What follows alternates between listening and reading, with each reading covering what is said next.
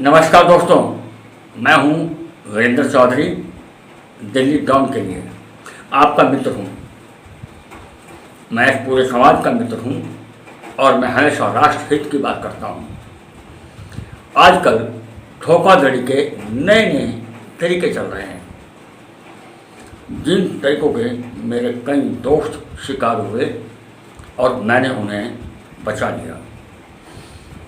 धोखाधड़ी किस तरह की है कि वो एकदम से फ़ोन आता है कि आपका बेटा, आपकी बेटी किसी को ब्लैकमेल कर रहे थे, या वो आपको फेसबुक पे कोई लड़की को आपसे बात करेगी, फिर अपने जिस्म पे कपड़े उतारेगी और उतारते ही वो आपको फंसा लेगी। फिर कोई फर्जी पुलिस का डीएसपी बोलता है कि आपके बेटे गिरफ्तार हो गए हैं और आपकी गिरफ्तारी का इंतजार है, वरना इतना पैसा भेज दो।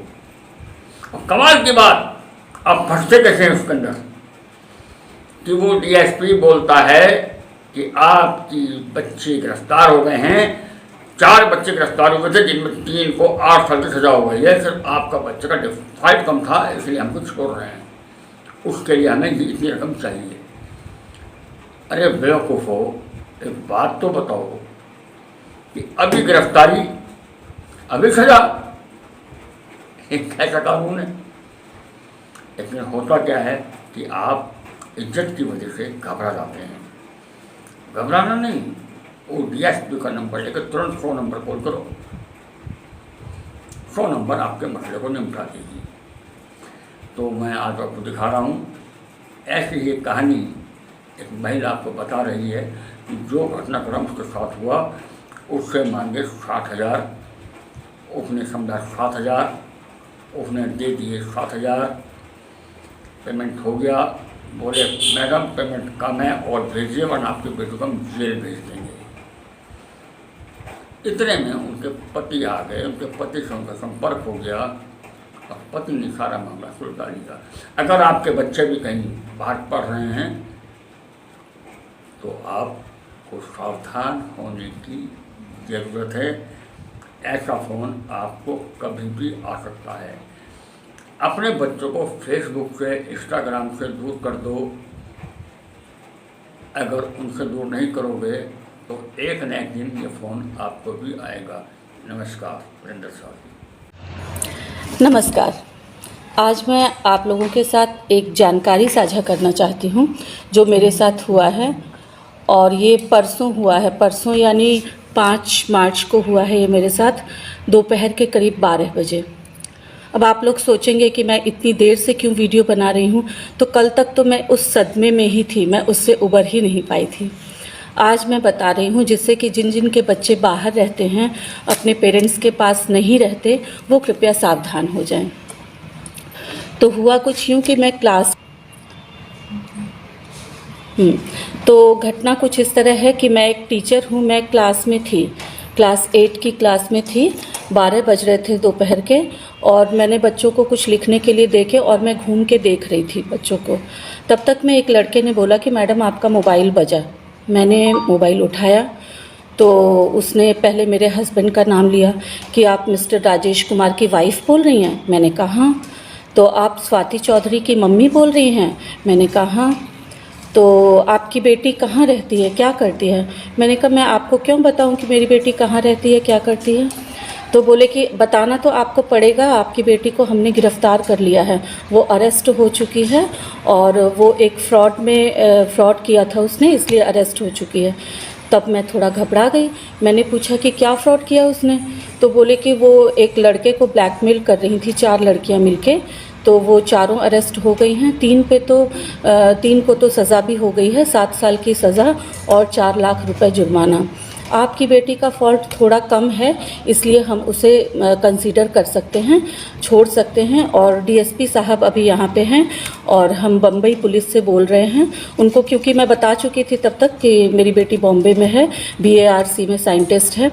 तो उन्होंने बोला कि हम बॉम्बे पुलिस से बोल रहे हैं और यहाँ पे डीएसपी सर बैठे हुए हैं, एक मैडम हैं, उनसे हमने रिक्वेस्ट की है, हम आपकी बेटी को छोड़ सकते हैं। अब चूँकि मेरी बेटी अरेस्ट हो चुकी, इतना सुनते ही मुझे लग रहा था कि फ्रॉड हो रहा है मेरे साथ, लेकिन फिर भी मैं मतलब बहुत घबरा गई।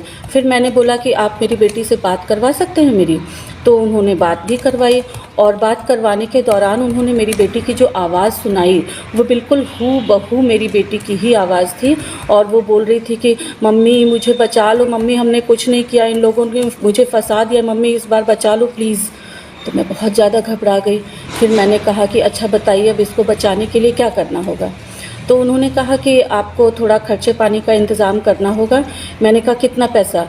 तो बोले कि 60,000 आपको देना होगा। अब गलती से मैंने 60,000 को 7,000 सुना। फिर भी मैं बहुत घबरा चुकी थी और मैंने जल्दी से मैं स्कूल में किसी को बता भी नहीं सकती थी, क्योंकि पुलिस वाली बात थी कि आपकी बेटी को गिरफ्तार कर लिया है, ऐसे ऐसे। मैंने कहा कितनी बदनामी हो जाएगी। और उन्होंने कहा कि मीडिया वाले अभी बिल्कुल एकदम हमारे आसपास हैं और मीडिया वाले आ चुके हैं, अगर आपने देरी की तो बात मीडिया में चली जाएगी, आपकी बेटी की बहुत बदनामी होगी। मैं काफ़ी घबरा चुकी थी। मैं अपना बैग वैग लेके घर की तरफ भागी और घर पहुंचने के, चूँकि मैं एक रेजिडेंशियल स्कूल में काम करती हूँ, तो वहाँ पे वो हॉस्टल की जो मैट्रॉन थी उन्होंने भी मुझे पूछा क्या हुआ क्या हुआ। बस मैं रो के इतना ही बोली कि मेरी बेटी को किसी ने किडनैप कर लिया है। फिर मैं घर चली गई। मैंने उनको 7,000 पे भी कर दिया। उसके बाद और वो लोग मुझे ना तो, क्योंकि इस दौरान जब मैं जा रही थी घर, तो मेरे में जो साथ काम करने वाली हैं टीजीटी एसएसटी मैडम और टीजीटी इंग्लिश मैडम, इन लोगों ने मुझे एकदम बदहवास सा जो जाते हुए देखा तो मुझे बार बार फ़ोन करने लगी, मैसेज किया कि एवरीथिंग इज़ ओके।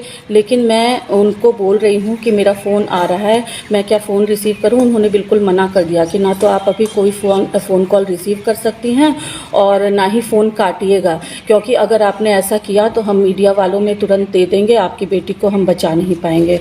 और वो लोग बार बार कसम खा रहे थे, बहना इसकी कसम, उसकी कसम, माता रानी की कसम, काली माता की कसम, तुम्हारी बेटी बिल्कुल सुरक्षित है, तुम खाली पैसे पेमेंट कर दो। मैं घबराई हुई मैंने 7,000 पेमेंट कर दिए। उसके बाद उन लोगों ने बोला कि स्क्रीनशॉट भेजिए। मैंने कहा मुझे इतना नहीं आता है, मैं बिना फ़ोन काटे आपको कैसे स्क्रीनशॉट भेजूँ। तो बोले कि उन्होंने मुझे प्रोसेस बताया कि ऐसे बैक में जाइए और स्क्रीनशॉट भेजिए। मैंने भेज दिया। फिर उन्होंने, वो लोगों को बहुत गुस्सा आया कि 7,000 भेजा, हमने तो 60,000 कहा था।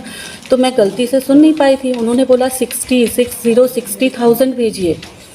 अब मैं और घबरा गई। मैंने बोला मेरे पास तो इतने पैसे नहीं हैं अभी। तो बोले कि आपके पास कितने पैसे हैं अभी? मैंने बोला मेरे पास तो 20,000 ही हैं। तो बोले कि ठीक है आप और 13,000 भेजिए, उसके बाद हम सोचते हैं। तब तक में मुझे कहीं ना कहीं लग रहा था कि मेरे साथ कुछ गलत हो रहा है। तो मैंने एक पेन लिया और घर से बाहर निकल के किसी तरह से मैंने मैट्रॉन मैडम के हाथ पे अपने हस्बैंड का नंबर लिखा और उनको इशारे में बोला कि आप इनको फ़ोन करिए और बोलिए कि बेटी खतरे में है। मैट्रॉन मैडम ने फ़ोन किया, मेरे हस्बैंड ने तुरंत मेरी बेटी को फ़ोन करके कंफर्म किया, वो बिल्कुल सही सलामत थी, अपने रूम में थी। उसके बाद मैट्रॉन मैडम को उन्होंने फिर से फ़ोन किया। फिर टीजीटी इंग्लिश मैडम भी तब तक मेरे पास पीछे से पहुंच चुकी थी, अपर्णा मैडम। उन्होंने बोला कि मैंने भी बात की है, बिल्कुल आपकी बेटी को कोई प्रॉब्लम नहीं है, बिल्कुल। और तब तक में ये जो स्कैमर था वो फ़ोन पे ही मेरे साथ था, व्हाट्सएप नंबर पे मेरे से बात कर रहा था। और उसके बाद फिर मैं थोड़ा सा रिलैक्स हुई। फिर इंग्लिश मैडम को मैंने फ़ोन दिया, इंग्लिश मैडम ने भी उससे बात की, उसको डांटा। तो इस तरह से उन्होंने मेरी बेटी की आवाज़ निकाल के बिल्कुल हूबहू और मुझे परेशान किया। तो ऐसे ही अभी इन स्कैमर्स का बहुत लोगों को फ़ोन जा रहा है, तो कृपया आप लोग सावधान रहें। धन्यवाद। अगर आपने हमारे चैनल को सब्सक्राइब नहीं किया है, सब्सक्राइब कीजिए, लाइक कीजिए, शेयर कीजिए और हाँ बेल आइकन को दबाना ना भूलें ताकि बाकी अपडेट्स आपको समय पर मिलती रहे। धन्यवाद।